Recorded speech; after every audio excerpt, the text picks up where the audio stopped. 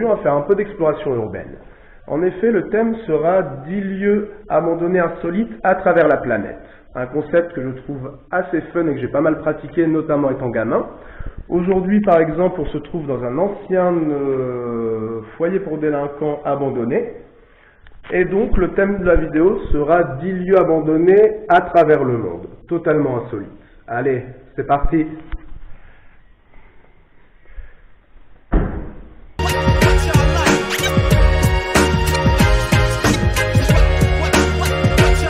Commençons tout d'abord par Taïwan, sur la côte nord de l'île, avec un ambitieux projet à Sanzhi, le UFO House, c'est-à-dire les maisons ovnis, construites dans les années 1980 pour en faire un centre de vacances, notamment pour officiers américains.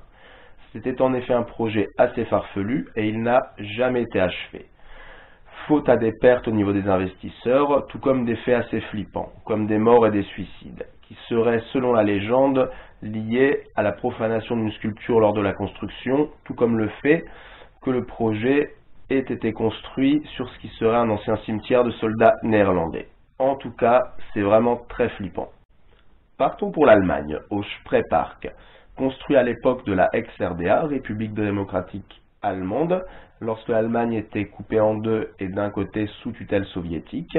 Il fut ouvert en 1969. Il accueillera jusqu'à 1,7 million de visiteurs par an. Il tire son nom de la rivière Spree qui est juste à côté. Après la chute du mur de Berlin en 1989, il sera réaménagé en 1991 sous l'Allemagne unifiée, pour ensuite malheureusement faire faillite en 2001. On peut encore essayer de s'y faufiler pour voir les anciennes attractions. Il sera intéressant de citer en Allemagne également Belitz-Heilstätten, un complexe hospitalier au milieu des bois. Ce fut tout d'abord un sanatorium afin de soigner la tuberculose faisant rage durant la révolution industrielle, puis un hôpital militaire durant la Première Guerre mondiale, tout comme pendant la Seconde Guerre mondiale. Ensuite, il fut finalement occupé par les soviétiques après la Seconde Guerre mondiale. En 1994, il fut laissé en grande partie ensuite à l'abandon. Restons dans le contexte de l'époque soviétique, cette fois-ci en Bulgarie, au Buzlundja, et qui est la maison du Parti communiste bulgare, une ancienne salle de congrès à l'heure actuelle abandonnée.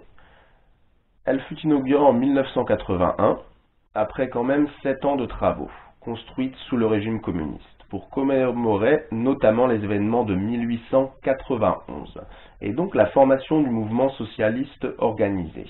Un autre symbole est la colline sur laquelle il est construite, dans la chaîne des montagnes du Haut-Balkan, à 1441 mètres d'altitude, qui fut en 1868 le lieu de la dernière bataille entre Bulgares et Turcs.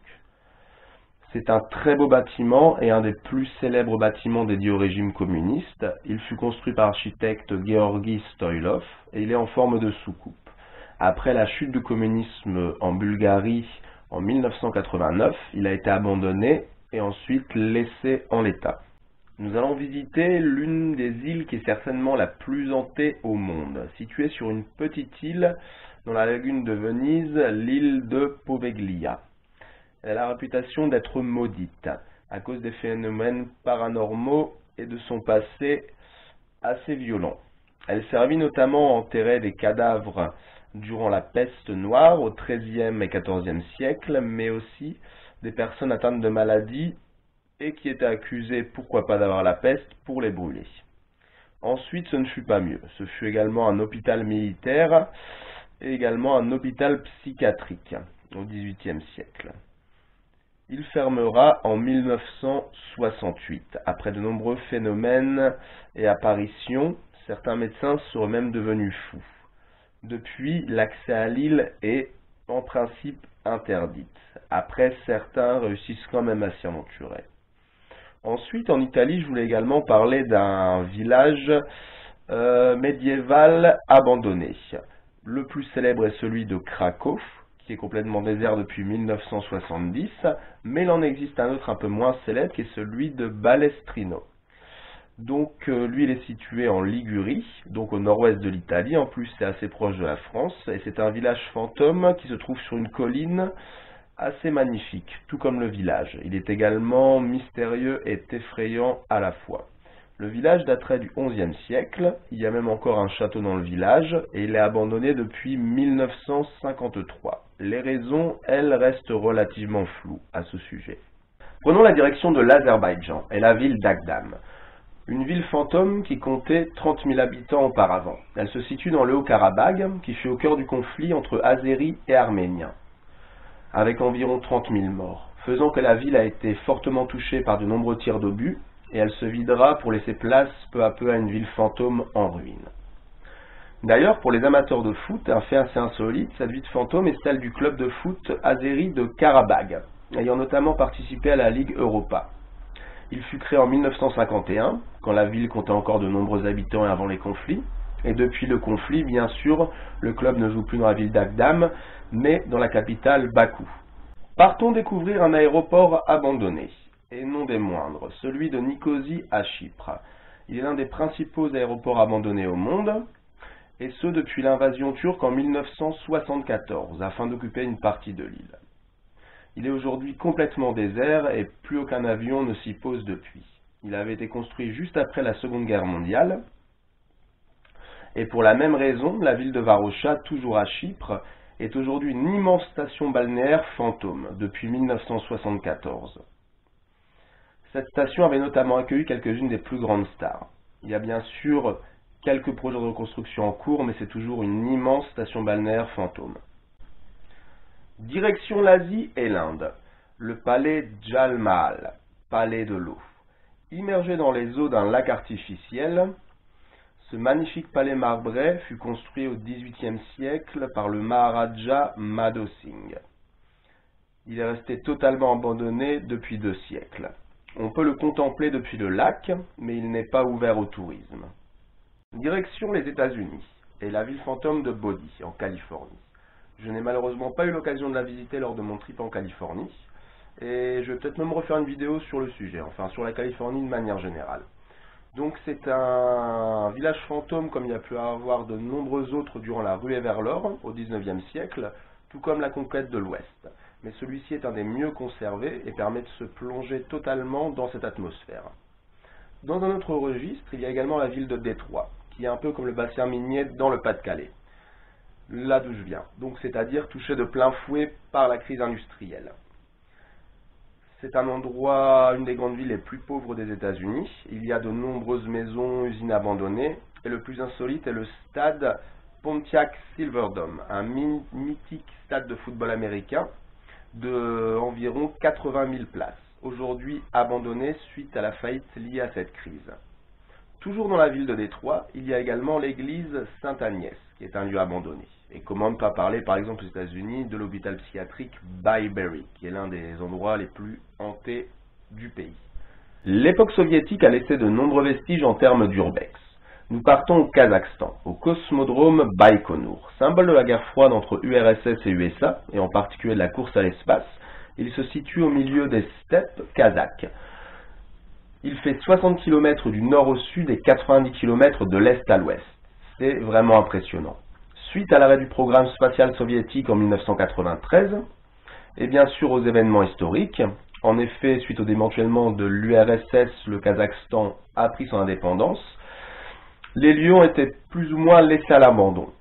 Certaines parties sont encore entre guillemets louées par la Fédération russe au Kazakhstan pour être utilisées, mais la plupart des installations sont elles abandonnées, ce qui en fait un terrain de jeu immense et impressionnant pour l'urbex. Cap vers les Caraïbes et la ville de Plymouth, qui fut la capitale du territoire britannique d'outre-mer de Montserrat.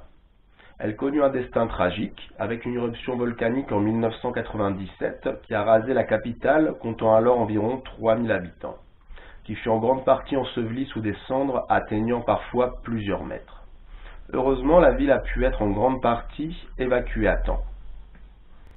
Terminons avec la Belgique, qui a plus que sa place dans cette liste. J'ai découvert tellement de lieux en cherchant, et je vais certainement aller en visiter certains. J'ai notamment pu en voir quelques-uns lorsque j'ai pu me rendre en Belgique, les nombreuses fois. En effet, la Belgique est un petit pays très urbanisé et industrialisé. Ce fut avec l'Angleterre le foyer de la révolution industrielle dans les prémices, et c'était assez difficile de choisir. La Wallonie, donc la région par exemple de Liège, cache de nombreux lieux insolites abandonnés. Le fort de la Chartreuse, par exemple, qui est un des plus flippants et célèbres, mis en service en 1823, il sera ensuite successivement une caserne, une prison allemande, un hôpital militaire et un centre d'instruction, faisant de ce lieu quelque chose d'assez effrayant. Et également, la ville de Liège à côté est à voir, vraiment sympa, j'adore. À quelques kilomètres près des Pays-Bas, d'ailleurs je suis très souvent passé devant, quand on repart de Maastricht, il y a le charbonnage Hazard de Cherat, une ancienne mine fermée en 1977. Dans le même style, on a le charbonnage numéro 10 du Gouffre, qui témoigne également du passé minier. Il fut exploité entre 1916 et 1969. Ensuite, il fut même un zoo et une casse automobile, puis abandonné. Il se situe près de Charleroi, où il y a d'ailleurs un immense cimetière à locomotives. Tout comme quelques kilomètres au sud, à la frontière française, il y a l'Eurostar abandonné dans la forêt de Saint-Saulve, près de Valenciennes. Dans ma région en France, le bassin minier, situé dans le Pas-de-Calais, on retrouve également de nombreux bâtiments liés au passé industriel. Je suis de Bruay-la-Bussière, avec un grand-père qui était mineur, donc ça m'a pas mal intéressé. On retrouve de nombreuses anciennes usines ou fosses minières abandonnées, que j'ai pu visiter tout au long de ma jeunesse. Il y en a d'ailleurs une qui est un peu plus loin, du côté de la Bassée, qui est la fosse 6, encore en très bon état par exemple. Mais de manière générale, c'est une région où il y a pas mal de choses à voir et à faire en termes d'urbex, comme par exemple le foyer pour délinquants abandonné que j'ai pu présenter au début de la vidéo. Il y a de manière générale vraiment de nombreux lieux abandonnés, insolites et effrayants à travers la planète, liés à l'expansion de l'être humain bien sûr. Donc j'ai pu notamment visiter un hôtel abandonné en Suisse qui était vraiment flippant, un immense hôtel abandonné, on s'est arrêté la nuit en camping-car à côté, et donc surtout la première fois quand je suis allé tout seul, un peu le pétoche quand même, mais bon. Et il y a également quelque chose dont je voulais vraiment parler dans cette vidéo, c'est l'île d'Oshima au Japon, qui est une île ou une ville fantôme, c'est comme on veut, mais ça promet des frissons. Elle fut dans les années 60 le lieu le plus densément peuplé au monde, en plein moment de son essor lié à l'extraction du charbon sous-marin, et se vida progressivement en même temps que le déclin de l'activité. Il y a également par exemple en Chine les immenses villes fantômes, c'est-à-dire des villes pouvant accueillir des millions d'habitants, et finalement, bon, il n'y a pratiquement personne dans la ville en faisant une ville fantôme. Il y en a quelques-unes. Après, on a par exemple en Espagne ce sanatorium abandonné sur l'île de Majorque, ou encore la gare abandonnée de Confran, et il y a encore une multitude d'autres endroits, bien sûr, tout comme par exemple le très célèbre Tchernobyl et la ville de Pripyat, suite à la catastrophe nucléaire. En tout cas, j'espère que vous avez aimé cette vidéo, vous avez trouvé ça fun et appris des choses. Je vous remercie d'avoir visionné, et allez, ciao!